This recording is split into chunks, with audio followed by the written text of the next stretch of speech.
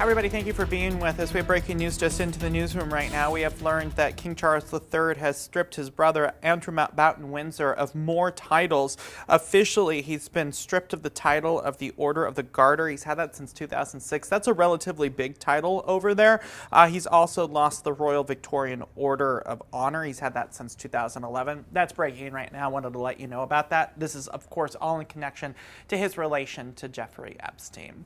Also, across the pond, Airbus has let us know that they have identified an issue with the metal panels on some of their A320 passenger planes. A spokesperson said a very limited number of planes will need to be fixed. It comes just days after a warning of another technical problem with their brand of aircraft. The company says that its supplier is right now in the process of identifying the issue, and it is going to be resolved.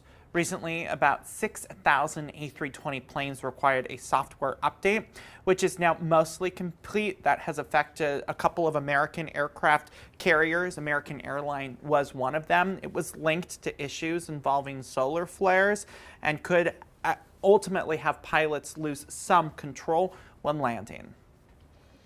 Officials say that the United Kingdom has secured a deal to secure a 0% tariff rate for all UK medicines exported to the United States for at least 3 years as part of a deal with the United Kingdom's government.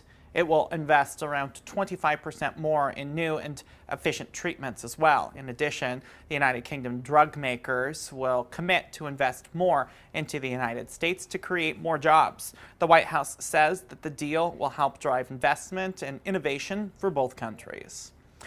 Take a live look right now back at home here in Washington from the courthouse, where we are watching a Court of Appeals debate in a decades-old murder case, this of Ruby Doss. Doss's alleged killer, Richard Aguirre, is fighting to appeal his 25-year sentence for the murder. This was, of course, in relation to a 1986 case. It's a cold case where, for years, it sat cold until DNA evidence found a condom near the scene that connected Aguirre to the murder.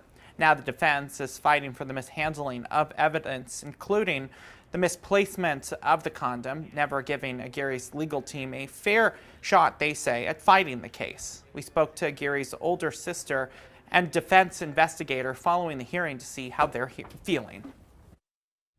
We're doing good. Yeah. Today was a good day. It was very obvious that the court had taken the time to dig into and identify the real issue here. I mean, there's lots of DNA in this case, but none of it did anything but exclude Mr. Aguirre.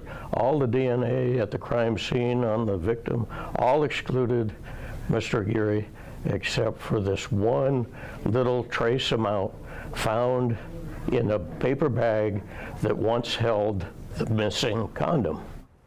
Yeah, so at the time of the murder, Aguirre was a Pasco police officer who had a history of rape and sexual assault allegations. His defense team says that the DNA was traced on him, of course, yes, but not to Doss. So that's what they're arguing right now in court. We're monitoring this for you as it continues to develop. We'll let you know. In Montana, the Sanders County Sheriff's Department said that Thompson Pass is now officially closed, the roadway, because, you guessed it, snow. It's closed seasonally by MDT due to winter-like conditions. They are officially here, so please, if you utilize that, well, find a different way to get home as we see more winter conditions knocking on the door of our region. Thanks for streaming with us here on the lunch hour edition of The Pulse. I'm Bradley Warren. We're back in 30 minutes.